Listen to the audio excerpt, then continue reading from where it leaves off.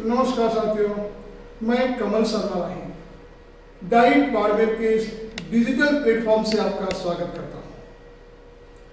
साथियों, आप देख रहे हैं डाइट एजुकेशन बाड़मेर का ये यूट्यूब चैनल, जहां हम लाते हैं आपके लिए हमारे विभिन्न एक्सपर्ट्स द्वारा तैयार किए गए वीडियो लेसन।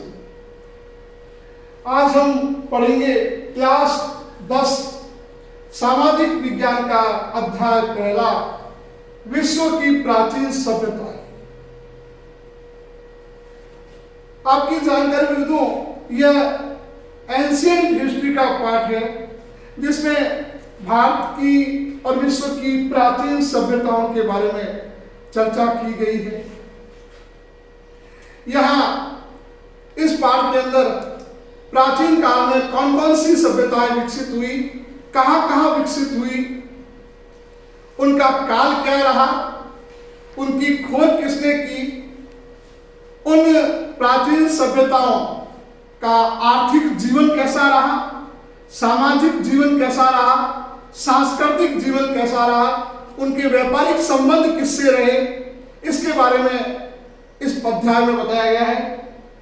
वैसे प्राचीन भारत या प्राचीन भारतीय इतिहास का यह पाठ है जो क्लास 10 के सामाजिक विज्ञान का पहला अध्याय है। आप ध्यान से देखिए और जहां भी आपको आवश्यक लगे आप इनके स्क्रीनशॉट ले लें ताकि आपके लिए एक छोटे नोट्स के रूप में ये काम आ जाए। जी, शुरू करता हूं मैं इस लेसन को। देखेंगे आप यहां पर सबसे पहले इस स्लाइड में देखें अध्याय 1, विश्व की प्राचीन सभ्यताएं। आप जानते हैं प्राचीन भारत के इतिहास में देखा जाए तो कई सभ्यताओं का विकास हुआ। प्राचीन इतिहास पर नजर डाल के देखें हम तो भारत के साथ साथ विदेशों की भी कई सभ्यताएं विकसित हुई।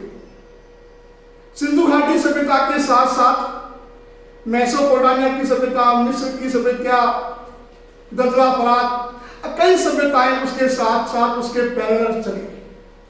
यह हमारे इस पाठ में कुछ सभ्यताओं के बारे में बताया गया है, लेकिन सबसे पहला भाग इसका जो है वो सिंधु सरस्वती सभ्यता के नाम से है, जिसको हम सिंधु घाटी सभ्यता के नाम से भी जानते हैं। हमने पिछली कक्षाओं में सिंधु घाटी सभ्यता के बारे में विस्तार से पढ़ा है। यहां इस पाठ को विभिन्न भागों में, विभिन्न पार्ट्स में पूरा करने का प्रयास करेंगे और आपके लिए यह बहुत ही अच्छा साबित होगा। जहां भी आपको आवश्यक लगे वहां उसके नोट्स तैयार कर लीजिए या हमारे स्क्रीनशॉट ले लीजिए, उसे प्रिंट आउट कर दीजिए।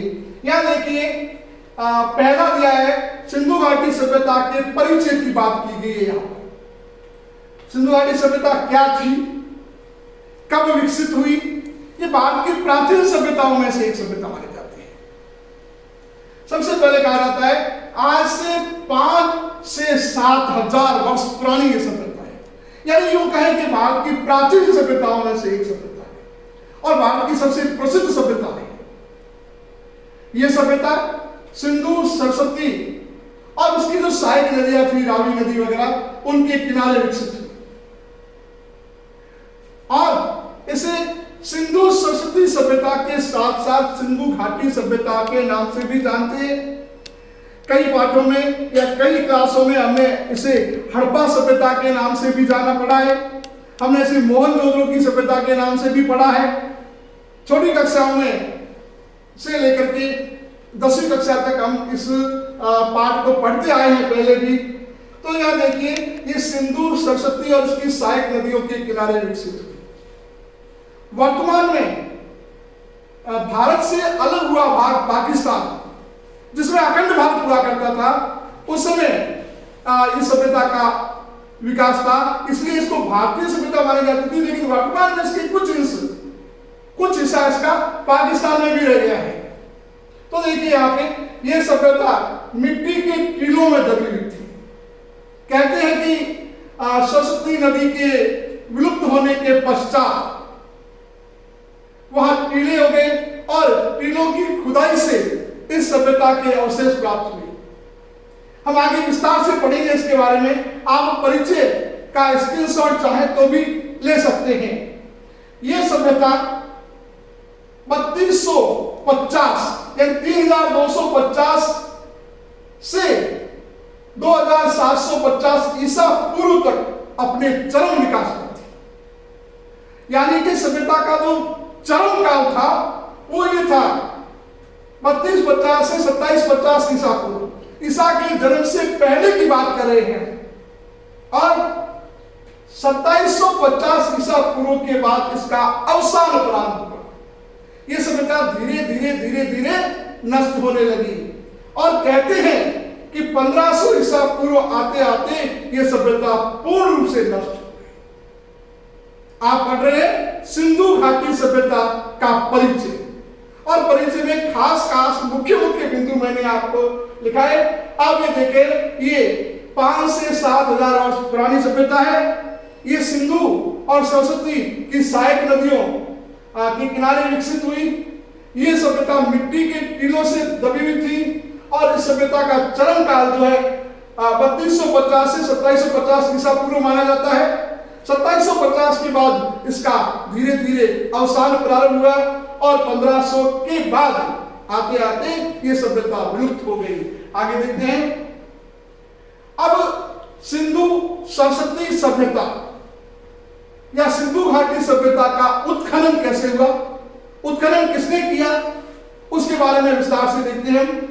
कहते हैं कि 1927 में राय बहादुर दयाराम साहनी ये पुरातत्ववेत्ता थे। अब जानते हैं पुरातत्ववेत्ता वो होता है जो प्राचीन तत्वों की, प्राचीन सभ्यताओं की खोज करता है। तो 1921 में राय बहादुर दयाराम साहनी द्वारा इसकी खोज की गई थी। 1500 ईसा पूर्व से लेकर के अब इसकी खोज कब हो रही है, 1921, यानी कि 1500 तो वे हो गए और 1921 ये हो गए। तो यहां आते आते यह सभ्यता विकसित हुई या इस सभ्यता के बारे में जानकारी ली। अब दयाराम साहनी ने इस सभ्यता के कुछ जिले खोजे और कहां है, पंजाब के मांडगोमरी जिले के हड़प्पा नामक कस्बे में यह सभ्यता रावी नदी के किनारे विकसित हुई। ध्यान रखिए, एक ही बात तो मैं स्पष्ट करने की कोशिश कर रहा हूं। यह सभ्यता कहां विकसित हुई थी, पंजाब प्रांत के मांडगोमरी जिले के हड़प्पा नामक स्थान पर रावी नदी के किनारे। तो इसलिए इसे हड़प्पा सभ्यता के नाम से भी जानते हैं। अगर प्रश्न आता है कि सभ्यता की प्रथम खोज किसने की, तो पुरातत्ववेत्ता राय बहादुर दयाराम साहनी ने की थी। कब की थी, 1921 में की थी। और सबसे पहली खोज कहां हुई थी, मांडगोमरी जिले के हड़प्पा नामक स्थान पर, वर्तमान में यह पाकिस्तान में है। उसके बाद दूसरे पुरातत्ववेत्ता 1922 में राखाल दास बनर्जी, ये भी पुरातत्ववेत्ता थे और इनके द्वारा उस समय भारत के सिंध, मैंने कहा ना अखंड भारत था उस समय, तो 1922 की बात कर रहा हूं मैं। राखाल दास बनर्जी जो पुरातत्ववेत्ता थे, उनके द्वारा भारत के सिंध के लड़काना जिले के मोहनजोदड़ो नामक कस्बे में सिंधु नदी के किनारे विकसित हुई। ध्यान से देखें, पहली खोज कहां किसके द्वारा की गई, दयाराम साहनी के द्वारा। कब की गई, 1921 में। कहां की गई, हड़प्पा नामक स्थान पर। और उसके बाद 1922 में राखाल दास बनर्जी द्वारा कहां की गई, सिंध के लड़कान जिले के मोहनजोदड़ो नामक स्थान पर। और मोहनजोदड़ो के बारे में कहा जाता है, इसे मुर्दों के टीले के नाम से भी जानते हैं। चूंकि सिंधु घाटी सभ्यता एक टीलों की सभ्यता थी, यह सभ्यता टीलों की सभ्यता थी, अतः इसे टीलों की सभ्यता कहते हैं। मोहनजोदड़ो को मुर्दों का टीला भी कहते हैं। तो यहाँ कुछ छोटे प्रश्न बनते हैं, वो आपके सामने आ गए हैं। पहली खोज किसने की थी, दूसरी खोज किसने की थी, ये उसके बाद देखिए, ये अंग्रेजी शासनकाल था। अब देखिए इसके उत्खनन की बात करता हूं मैं। सिंधु सरस्वती सभ्यता या सिंधु घाटी सभ्यता से संबंधित अब तक 1500 स्थलों की खोज की जा चुकी है, जिसमें से 900 भारत में है और 600 पाकिस्तान में। ध्यान रखें उस समय पाकिस्तान था नहीं, तो ये सारी की सारी खोज या सिंधु सभ्यता जो थी, हमारी सिंधु घाटी सभ्यता, ये भारत में ही विकसित हुई।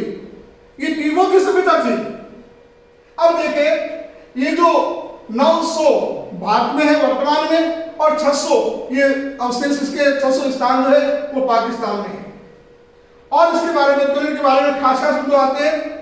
सन 1953 में पुरातत्ववेत्ता अमलानंद घोष ने राजस्थान के बीकानेर संभाग में 25 पुरातात्विक स्थलों की खोज की। यह भी लगभग बताया गया है। अब यहां मैं आपको बताऊंगा इस स्लाइड में कि भारत में कहां कहां पर इसके स्थान थे।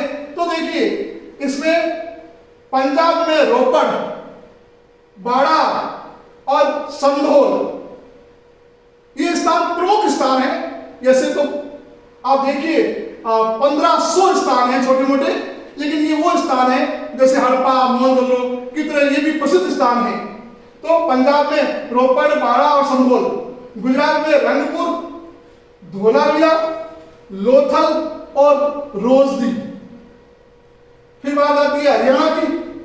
हरियाणा में राखीगढ़ी और बनावली, मीताथल, और राजस्थान में इसके जो अवशेष मिले हैं वो राजस्थान में कालीबंगा पर मिले हैं। राजस्थान में देखिए कालीबंगा जो वर्तमान में हनुमानगढ़ में है, हनुमानगढ़ के पास है, तो वहां पर इसके अवशेष मिले हैं।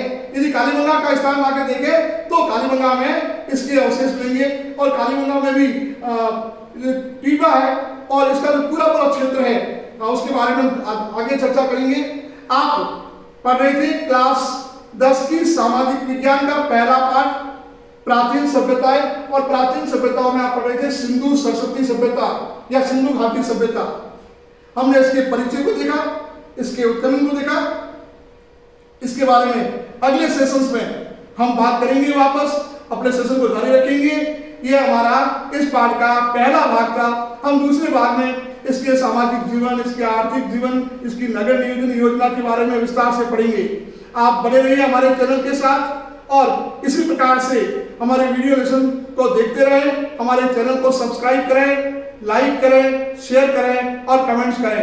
आपसे मुलाकात होगी अगले लेसन के लिए। तब तक के लिए विदा, नमस्कार।